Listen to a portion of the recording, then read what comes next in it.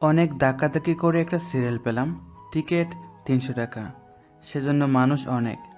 শুনেছিলাম এই ডাক্তার বলে অনেক ভালো, আবার উনি বলে সপ্তাহে একদিন আসে এখানে।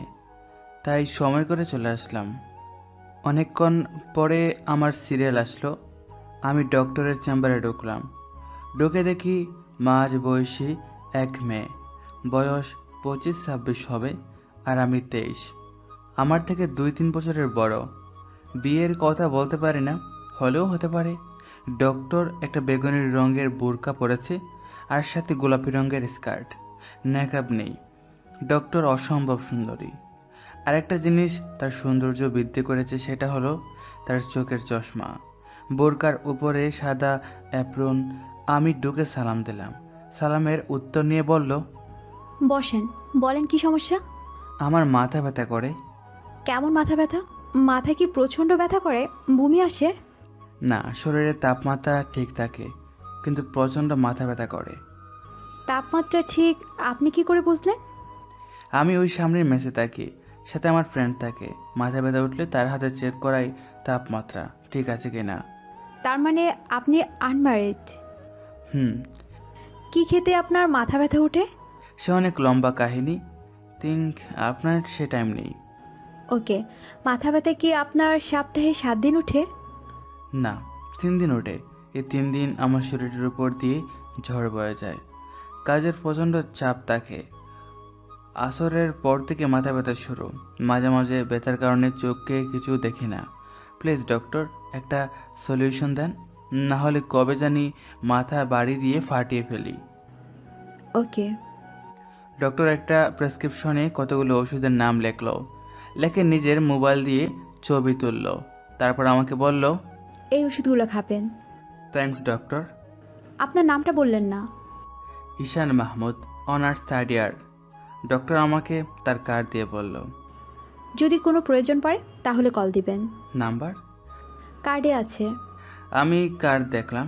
ডক্টরের নাম আনিকা। আমার জন্য এই সুবিধা কেন? আমি আপনার ডক্টর, আর আপনি আমার পেশেন্ট। O, by.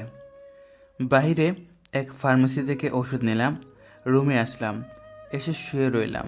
একটু পর একটা কোচিং আছে, সেখানে আমি পড়াই। আমি ঈশান মাহমুদ, বাড়ির নরসিংদী। মেসে থাকি ঢাকায়, পরিবারের বড় ছেলে। সেটাই আমার জন্য কাল হয়ে দাঁড়িয়েছে। আমার ছোট 2টা বোন। 2 বোনের নাম সামিয়া, সুবর্ণা। তাদের বিয়ের বয়স চলে আসতেছে। তাদের বিয়ে দিতে হবে। যেহেতু বড় ছেলে, তাই দায়িত্ব বেশি। বাবা ছোট একটা জুতার দোকান চালায়। আমরা ফ্যামিলিতে 7 জন। আমার দাদা দাদি দুজনেই অচল। সুবিধা একটা, বাড়িটা আমাদের নিজের। একটা জুতার দোকান থেকে 7 জনের খরচ, আবার বোনদের তাদের পড়ালেখার খরচ। তাই আমি উপার্জনের পথ দেখছি। সেটা হলো আমার মেধা দিয়ে 2টা কোচিং করাই, আবার 2টা প্রাইভেট পড়াই, আবার ভার্সিটি থেকে ক্লাস করি। কোচিং সপ্তাহে 3 দিন। এই 3 দিন আমার উপর দিয়ে ঝড় বয়ে যায়। রাতে শুরু হয় মাথা ব্যথা। কোথায় এক বাপের এক ছেলে সুখে থাকবো, সেখানে আমার উপর সব দায়িত্ব। 2টা কোচিং, আবার নিজের ক্লাস, তারপর প্রাইভেট। এই 3 দিন আমার মাথা ব্যথা করে। আস্তে আস্তে ব্যথা শুরু বাড়তি থাকে। তাই ডক্টরের শরণাপন্ন হলাম। একটু পর কোচিং গেলাম। কোচিং করিয়ে আসতে রাত হলো। সেদিন আর মাথা ব্যথা ওঠে নাই। খাওয়া দাওয়া করে ওষুধ নিলাম, হাতে খাবো বলে। এমন সময় মনে পড়লো, আনিকা ডক্টর কেন আমায় প্রেসক্রিপশনের ছবি তুললো? সবার প্রেসক্রিপশন কিভাবে ছবি তুলে কে জানে। আমি ওষুধ খেয়েই দিলাম এক গম। পরদিন কাজের এত চাপ নেই, তাই এভাবে 1 সপ্তাহ চলে যায়। 2 দিন ওষুধ খেয়ে আর খাই নাই। যেহেতু আর মাথা ব্যথা উঠে নাই, ওষুধ খাওয়া হয় না। আমার শনিবারে কাজের চাপ বেশি। শনিবার আবার মাথা ব্যথা উঠছে। এমন মাথা ব্যথা বলার বাহিরে। তাড়াতাড়ি ওষুধ খেলাম, খেয়ে শুয়ে রইলাম। না, মাথা ব্যথা কমছে না। পাশে থাকা ফাহিমকে বললাম, দোস্ত দেখতো আমার শরীর গরম কিনা। তোর আবার মাথা ব্যথা উঠেছে? তুই না ডাক্তার দেখাইলি? চেক কর।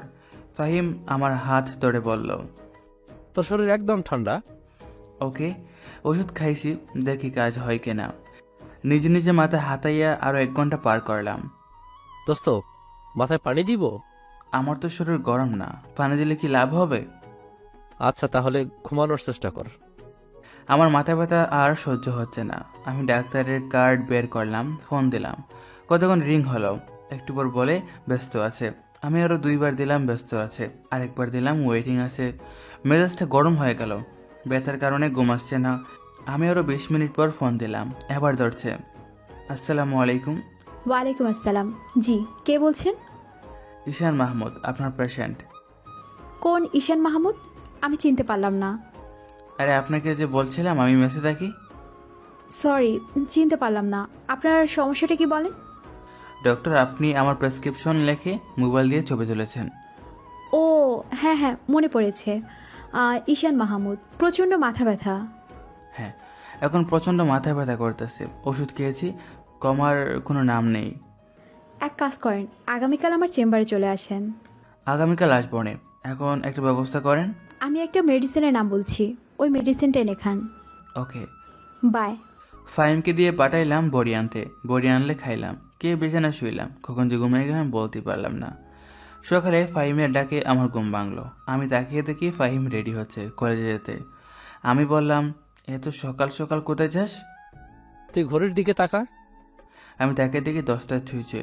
এতক্ষণ ঘুমাইলাম আজকে? হুম, আমি তো তোর ডাকের আশায় ঘুমাই, তুই তো সকালে আমাকে ডাক দিস।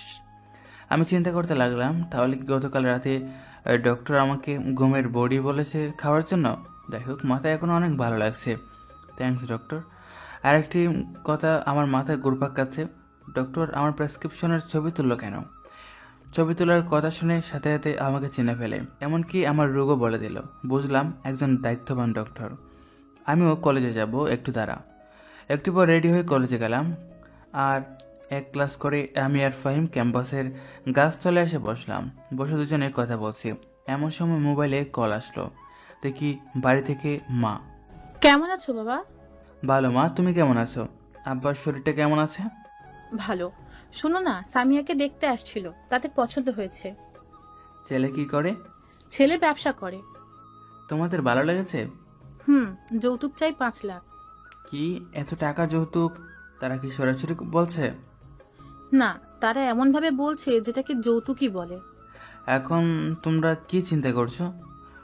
আমরা তো তোর দিকে তাকিয়ে আছি। তুমি রাতের দিকে কল দিও। আচ্ছা। আমি কল কেটে দিয়ে ফাহিমের কাছে এসে বসলাম। আমাকে চিন্তিত দেখে ফাহিম বলল, কিরে দোস্ত, তোকে এরকম চিন্তিত দেখাচ্ছে কেন? সামিয়ার সম্বন্ধ আসছে, যৌতুক চায় 5 লাখ। কস কি? হুম।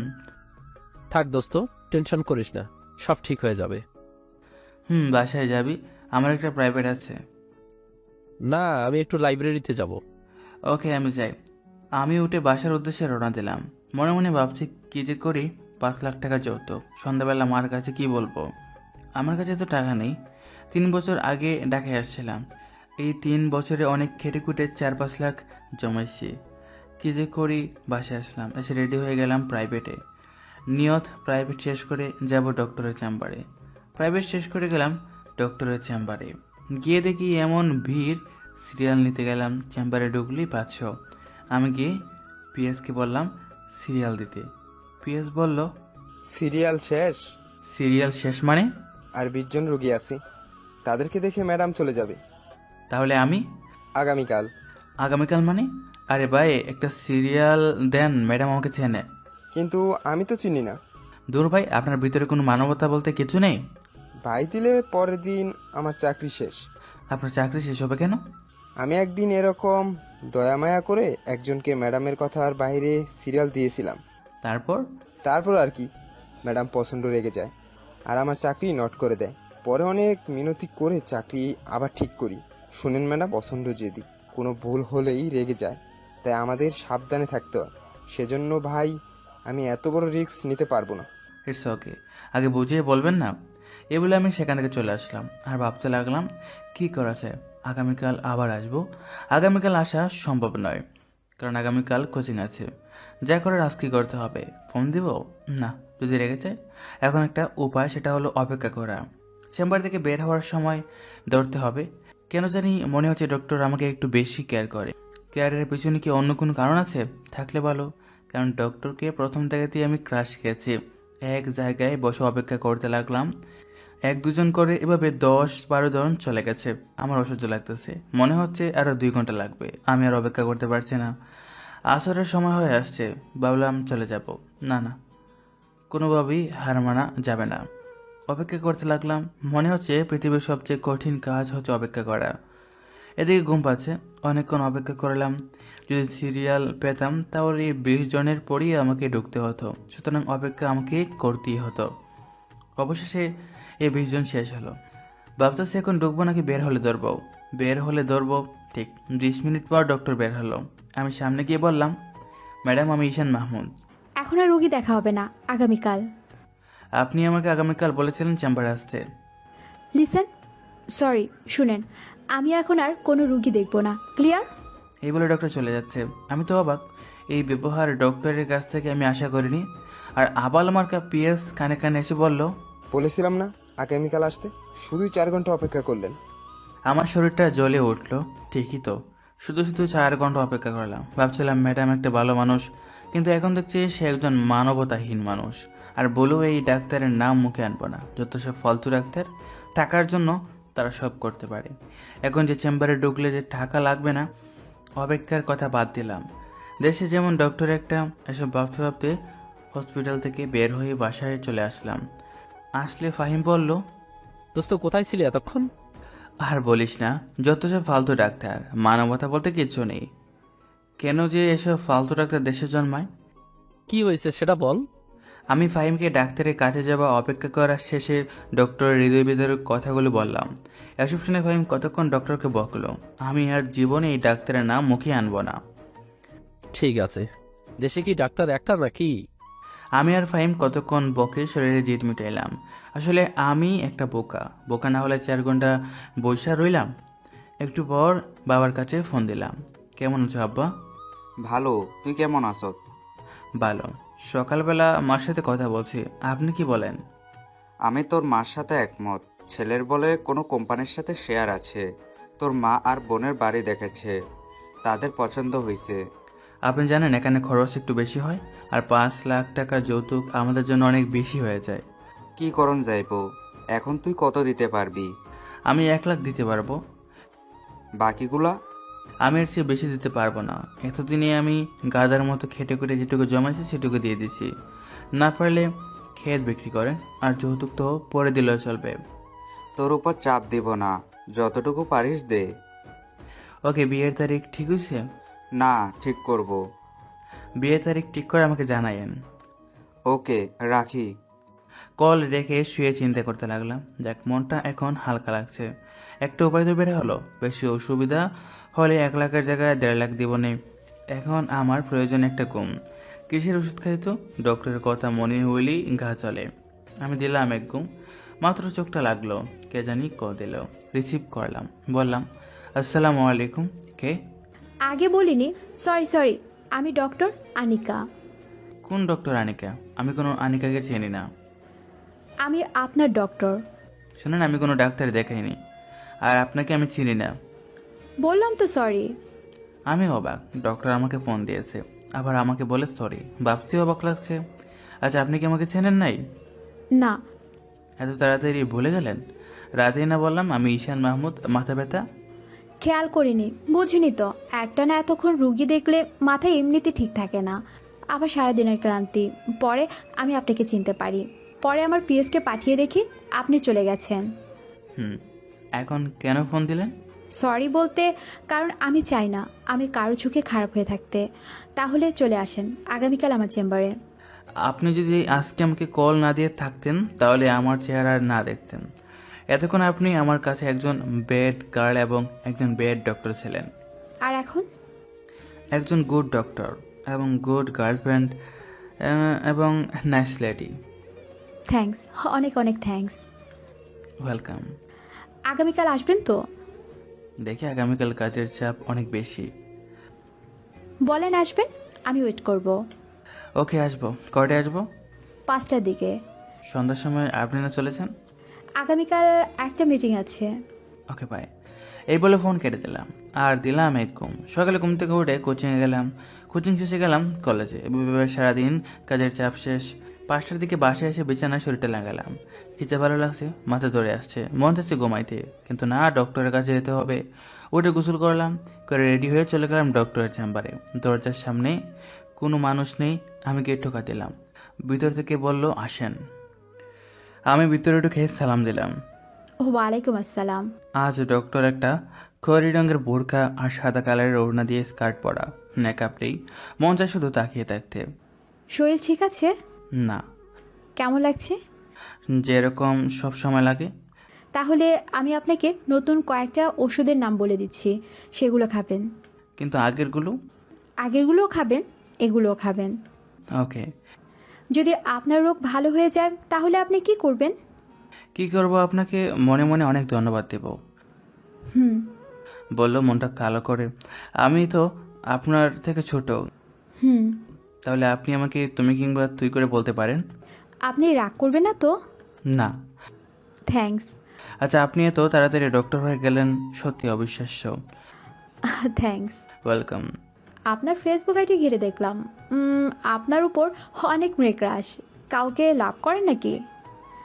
না, এখনো সিঙ্গেল। এত সুন্দর একটা ছেলে, তারপর সিম্পল। আসলে মনের মতো কাউকে পাইনি, আর এইভাবে 5-6টা লাভ করা চেয়ে না করাই ভালো। একজনকে মন থেকে ভালোবাসা, যাকে সারা জীবন আগলে রাখবো এই বুকের ভেতর। ঠিক বলেছেন। আপনার সম্পর্কে কিছু বলেন। এমন সময় কে জানে ডক্টরের মোবাইলে ফোন দিল। হ্যালো আশিক, কি করো? ঘুরতে আসছো? কার সাথে? বন্ধুদের সাথে? আচ্ছা, ভালো করে চিল করো, আমি চেম্বারে রুগী দেখি। ওকে, বাই বেবি। আমি মনে মনে ভাবছি, কেউ হতে পারে, বন্ধুর সাথে তো এভাবে কথা বলে না কেউ। লাস্টে বেবি বলাতে আমার সব ক্লিয়ার হয়ে যায়। ডক্টরের বয়ফ্রেন্ড, এটাই ছিল আমার কপালে। অনেকদিন পর একটা মেয়েকে পছন্দ হয়েছে, তারও বলে বয়ফ্রেন্ড আছে। কে ছিল? বয়ফ্রেন্ড। ও, রাগ করছেন? রাগ করবা কেন? কেন জানি আমার চোখ দিয়ে পানি চলে আসছে। এ কি, তুমি কাঁদছো? না না, কই না তো। ডক্টরের মুখ থেকে তুমি শুনে কলেজায় গিয়ে আঘাত লাগলো। বেশি মাথা ব্যথা করছে? হুম, কষ্টের কথা না বলার জন্য মিথ্যা বললাম। আচ্ছা ঠিক আছে। থ্যাঙ্কস। আমি চোখ মুছে কিছুক্ষণ চুপ করে থাকলাম। আমি ডক্টরের চোখের দিকে তাকালাম, আর ডক্টরও আমার চোখের দিকে তাকালো। দুজনের চোখ একসাথে হলো। ডক্টরের চোখ দেখে মনে হচ্ছে ডক্টর আমাকে কি যেন বলছে। সেটা কি আমাকে ভালোবাসার কথা? ডক্টর চোখ নিচে নামাচ্ছে না, এক চোখে আমার দিকে তাকিয়ে আছে। আমি চোখ সরিয়ে বললাম, তো ডক্টর আমি উঠি? আর একটু বসেন, আমি বের হব। একটু পর দুজনে একসাথে হসপিটাল থেকে বের হলাম। একটু কথা বললাম না, কারণ তার বয়ফ্রেন্ড আছে, সে তার বয়ফ্রেন্ড নিয়ে সুখে থাকুক, আর আমি আমার রাস্তা দেখি। দুজনে পাশাপাশি হাঁটছি। আনিকা বলল, আমার সম্পর্ক তো কিছু বলাই হয়নি। আরেকদিন শুনবো। ওকে। আচ্ছা ডক্টর, আপনি আমার বড়, আপনাকে আমি আপু বলে রাখি, রাগ করবেন না? আপু ডাকার দরকার নেই, ডক্টর বলবা। আচ্ছা, আপনার বয়ফ্রেন্ড সম্পর্কে কিছু বলেন।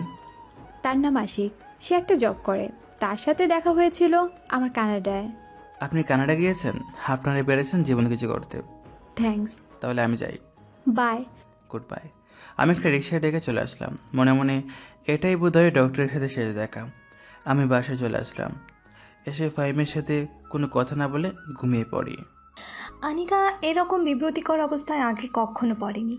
ঈশান যে কেঁদে দেবে কে জানতো। আসলে আনিকার ঈশানকে প্রথম দেখাতে ভালো লেগেছে, কিন্তু আনিকার তো একটা বয়ফ্রেন্ড আছে। এই কথাটা আনিকা ঈশানকে কয়েকদিন পরে বলতোই। আনিকার নিয়ত আশিকের সাথে ব্রেকআপ করে ফেলবে সে, কারণ কিছুদিন আগে আশিককে অন্য এক মেয়ের সাথে দেখে ফেলে। আর কিছুদিন ধরে আশিক আনিকাকে বেশি কেয়ার করে না, তার কারণ আশিক হয়তো আনিকার চেয়ে ভালো কাউকে পেয়ে গেছে। আনিকা বাসায় আসে। আনিকারা দুই বোন। আনিকা বড়, ছোট বোনের নাম শারমিন। বাবা মা দুজনেই আছে। বাসায় এসে ফ্রেশ হয়ে খাওয়া দাওয়া করে রুমে গিয়ে আশিককে কল দিল। ব্যস্ত আছে, দুইবার ডায়াল করে ঢুকলো। কার সাথে কথা বলছো? আরে আমার অফিসের এক স্যারের সাথে। মিথ্যা কথা। আনিকা, তুমি আগের থেকে চেঞ্জ হয়ে গেছো। তুমি চেঞ্জ হও নাই। না। আচ্ছা, তাহলে আমার কল লিস্টের একটা স্ক্রিনশট দাও। কোনো চালাকি করবা না, কল কাটবা না। কেন? তোমাকে আমার কলিস্টের ছবি দিব? এই কথা দ্বারা বোঝা যায় তোমার ভিতরে সমস্যা আছে। তোমার সাথে কথা বলতে আমার ভালো লাগছে না। ভালো লাগবে কি করে? আমার থেকে ভালো কাউকে পেয়ে গেছে তো। শয়তান ফোন কেটে দিয়েছে। ব্রেকআপ করে ফেলবি এনে ঘুরে দিছিস কেন?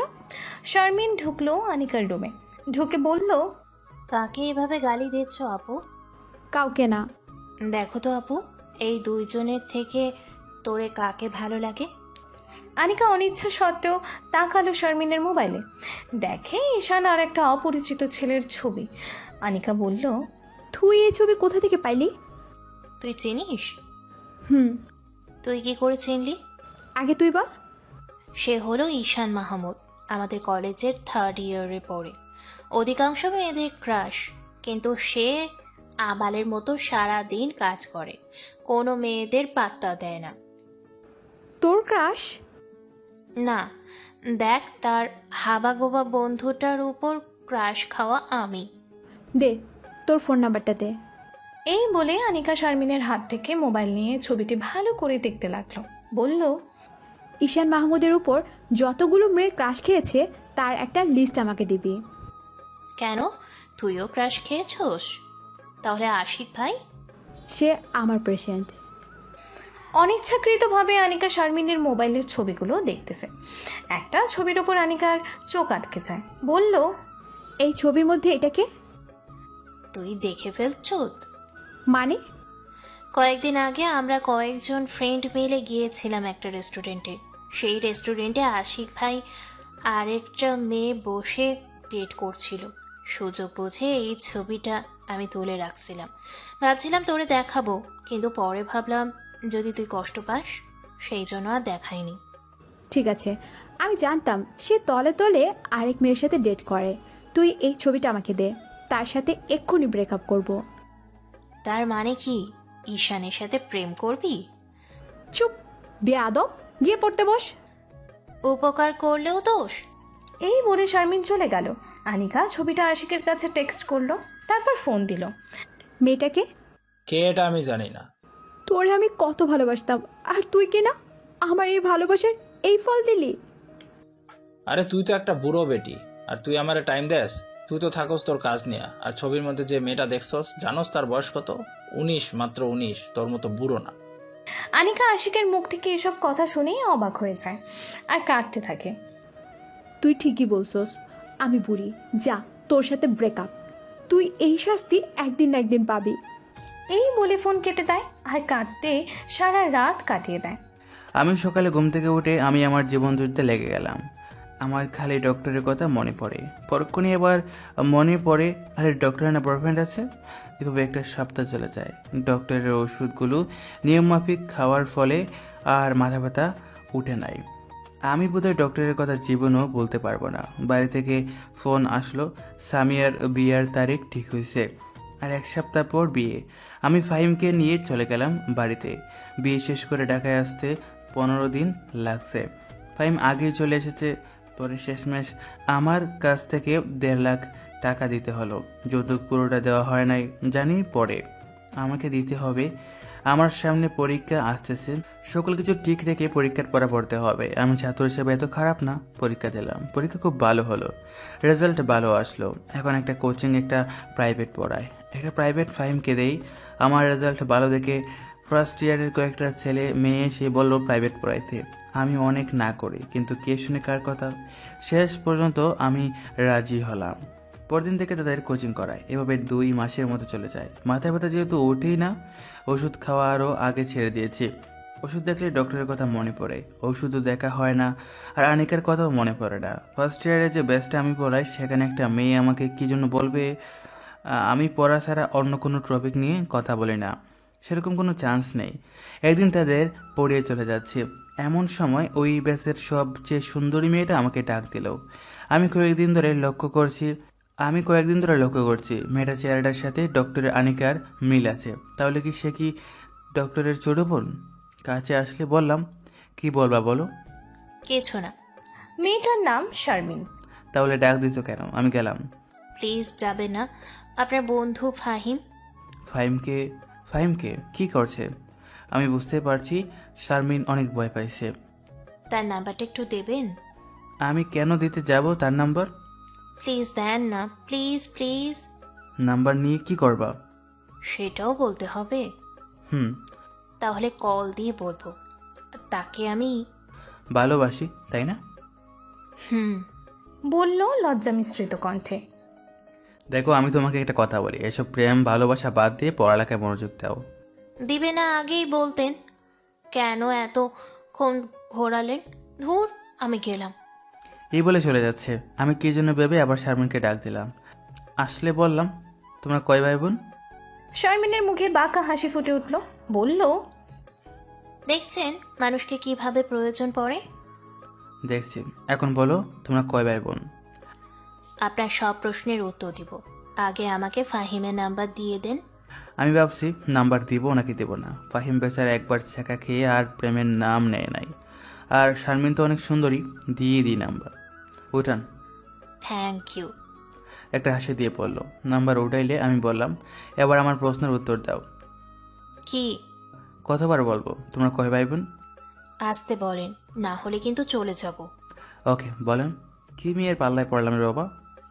আমরা 2 বোন, ভাই নাই। বোন কি তোমার বড়? হুম। কি করে?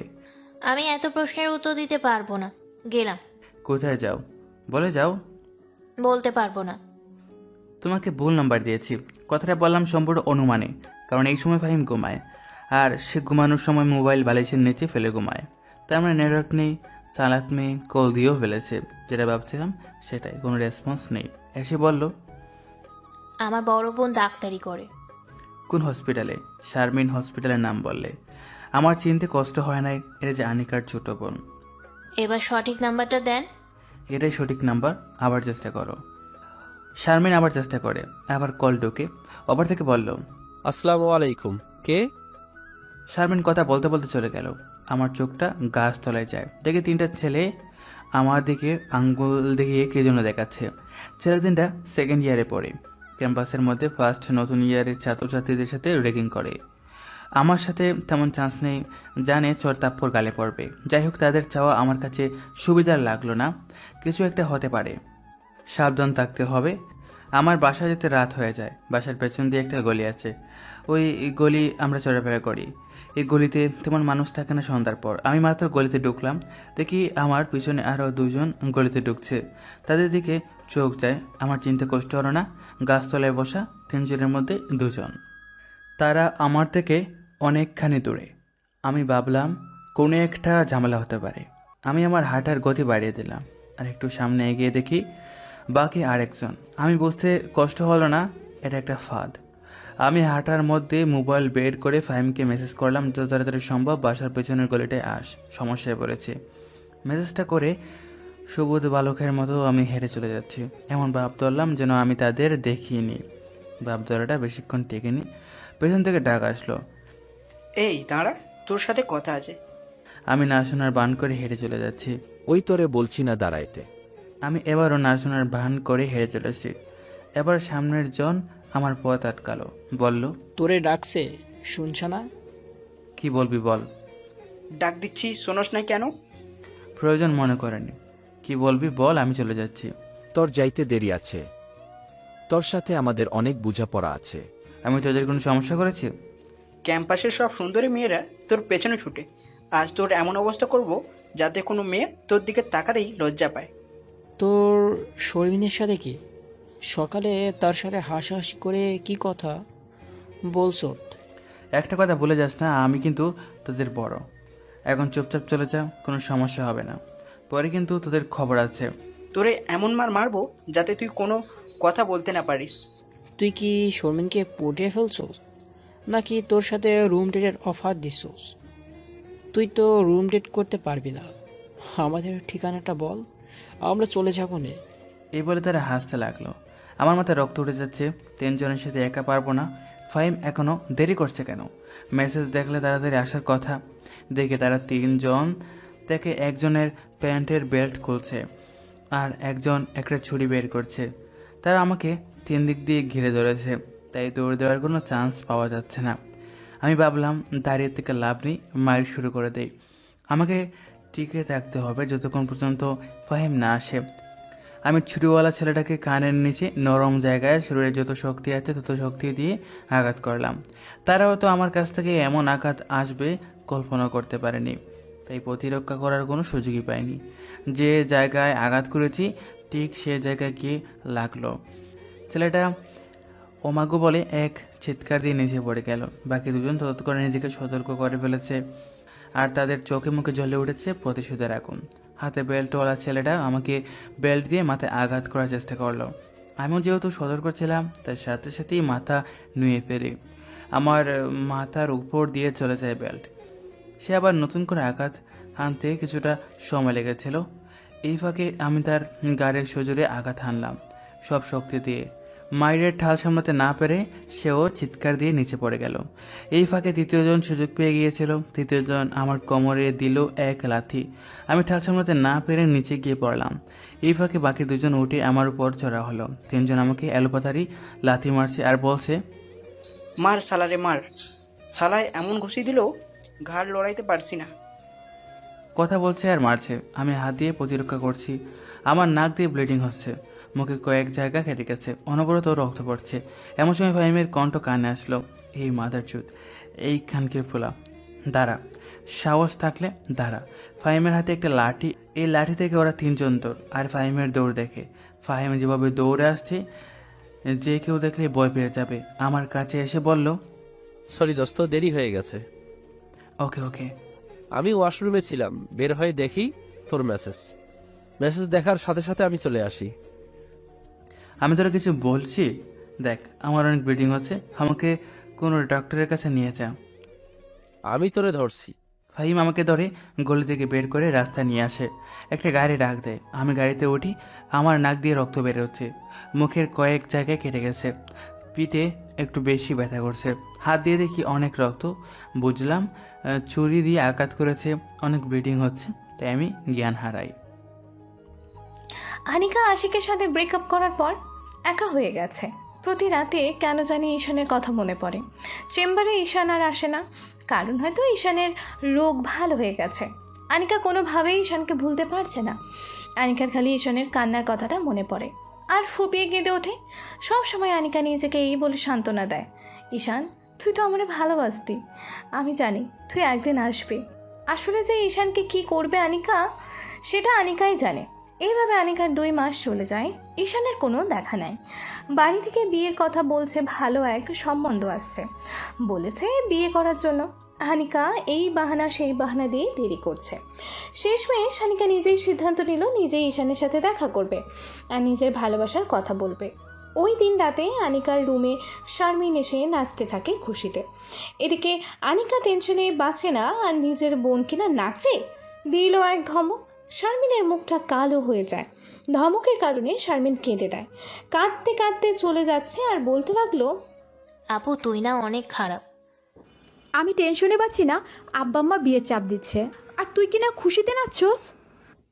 যা, তোর সাথে আমি আর কথা বলবো না। ব্যাপারটা ছিল ঈশানকে নিয়ে। এই বলে শারমিন সেখান থেকে চলে আসলো। আনিকা ঈশানের নাম শুনে আটকে যায়। ঈশানের ব্যাপারে কি বলবে শারমিন? পরক্ষণেই মনে পড়ল, আরে ঈশান আর শারমিন তো একই কলেজে পড়ে, নিশ্চয়ই কিছু একটা হয়েছে। শারমিন যেহেতু খুশিতে নাচে তাহলে নিশ্চয়ই ভালো খবর। এইসব চিন্তা করে শারমিনকে ডাক দিল, 5-6টা ডাক দিল, শোনেনি। তার মানে অনেক রাগ করছে। আনিকা জানে শারমিনের রাগ ভাঙানো এত সহজ না। আনিকা ভাবতে লাগলো কি করে রাগ ভাঙানো যায়।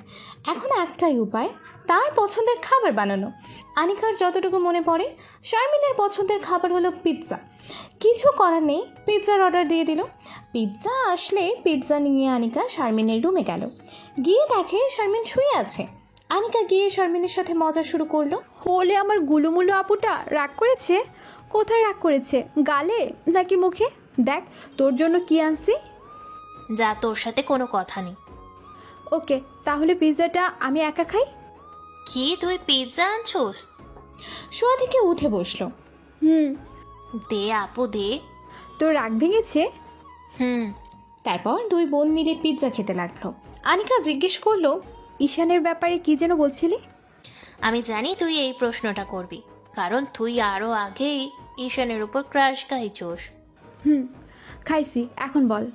শারমিন ঈশানের কাছে প্রাইভেট পড়া সকালের সব কথা আনিকাকে বলল। এক পর্যায়ে আনিকার মুখ উজ্জ্বল হয়ে যায়, কারণ ঈশান কারো প্রেমে পড়ে নাই। আর শারমিনের বোনের সম্পর্কে অনেক কিছু জিজ্ঞেস করায় বুঝতে পারলো এখনও আনিকাকে ভালোবাসে। তার মানে ঈশানের কাছে গেলে হতাশ হবে না। খুশিতে আনিকা শারমিনকে নিয়ে নাচতে থাকে। আনিকা ফাহিমের কথা শুনে বলল, আগে পড়াশোনায় মনোযোগ দে, প্রেম ভালোবাসা পরেও করতে পারবি। ধুর আপু, তুই আর ঈশান ভাই সম্পূর্ণ এক। এক হলে ভালো। এই বলে নাচতেই আনিকা নিজের রুমে চলে গেল, গিয়ে শুয়ে ঘুমিয়ে পড়ল। শারমিন ভাবছে সে প্রেম করলে তুই জানবি কোথা থেকে। শারমিনও ঘুমিয়ে পড়ল। আমি চোখ খুলে দেখি হাসপাতালে বিছানায় শুয়ে আছে। চোখ খুলে ফাহিম কাছে আসলো, বলল, কেমন লাগছে? ভালো। এখন বল, কে কে তোরে মারছে? না জানি না, তবে কলেজের সেকেন্ড ইয়ারে পড়ে। সেকেন্ড ইয়ারের ছেলেরা তোরে মারছে? হুম। তুই কিছু করেছিস? না, তোর জন্যই তো আমি মাইর খেলাম। আমার জন্য মানে? তোর উপর ক্রাশ খাওয়া মেয়েটা শারমিন, তার জন্য। ওই যে শারমিন সকালে যে ফোন দিয়েছিল? তার সাথে কথা বলতে দেখে শালার পুজারে আসছে আমাকে মারতে। তুই কোনো টেনশন করিস না, শারমিনকেও দেখে নিব, ওই শালাগরে দেখে নিব। এক নার্স এসে বলল, আপনাদের বেড ছেড়ে দিতে হবে, কেন? কারণ এখানে অন্য রোগী আসবে। কেন? আমরা তো সিটের ভাড়া দিব। তাহলে উপরতলা উন্নত মানের বেডে যান, একদিনের ভাড়া 10,000 টাকা। মানে কিছু না, আপনাদের এই বেড ছেড়ে দিতে হবে। ওকে ফাহিম, আমি ঠিক আছে, ছেড়ে দিচ্ছি। আপনার ব্যবহার ভালো লাগলো না। কি কারণে যত সব ফালতু, কোথা থেকে যে আসে এগুলো হসপিটালে, ছোট লোকের বাচ্চা। ফাহিমের এমন মাথা গরম, একে আমাকে মারছে, তারপর এই নার্সের এসব কথা শুনে রাগ করেছে। ফাহিম কোনো চিন্তা না করে গেছে চড় দিতে। আমার এক হাত খালি আসছিল, সাথে সাথে ধরে ফাহিমকে বাইরে নিয়ে আসি। বললাম, এই নার্সকে পরে দেখে নেব। তুই আমার ধরলি কেন? চর দিয়ে সবগুলো দাঁত ফেলে দিতাম। দেখ বিল কত হয়েছে, আমি এখানে বসি। এতক্ষণ আমার হসপিটালটা ভালো করে দেখা হয়নি। হসপিটালের এদিক ওদিক তাকিয়ে আমার চোখ বড় হয়ে যায়। আর এত আনিকা যে হসপিটালে কাজ করে, এটাই তো সেই হসপিটাল। এই করিডোর পার হলেই তো আনিকা বসে চেম্বারে। এত কাছে বসে আছে আমার ভালোবাসা। মন চাচ্ছে উড়াল দিয়ে চলে যেতাম তার কাছে, কিন্তু গেলে কি লাভ হবে? তার তো বালের বয়ফ্রেন্ড আছে। আচ্ছা, গেলে তো অসুবিধা নেই। কেন জানি মন যাচ্ছে আনিকাকে এক নজর দেখতে। সম্ভবত ভালোবাসি সে কারণে। ফাহিম এসে বলল, দোস্ত বিল 10,000 টাকা। এত টাকা কি করলো? একটু পিঠে সেলাই করলো আর মুখে ওয়াশ করে ব্যান্ডেজ বেঁধে দিল। সামান্য কাজে এত টাকা কি করে হয়?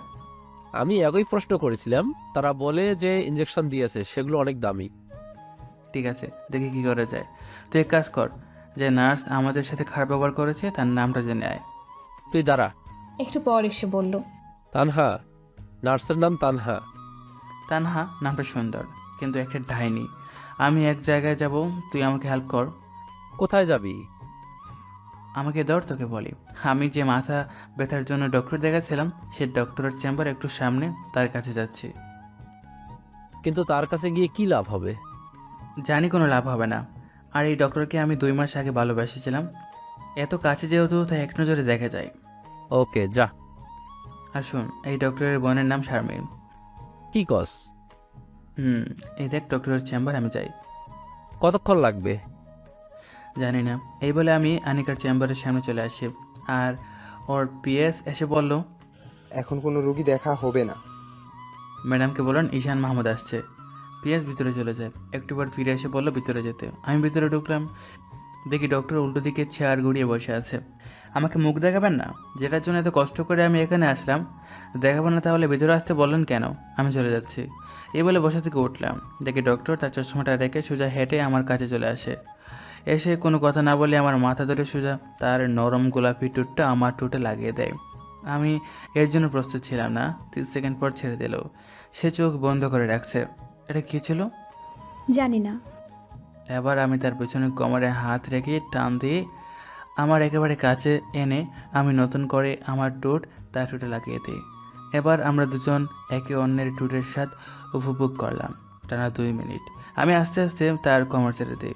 ডক্টর আস্তে আস্তে নর্মাল হয়।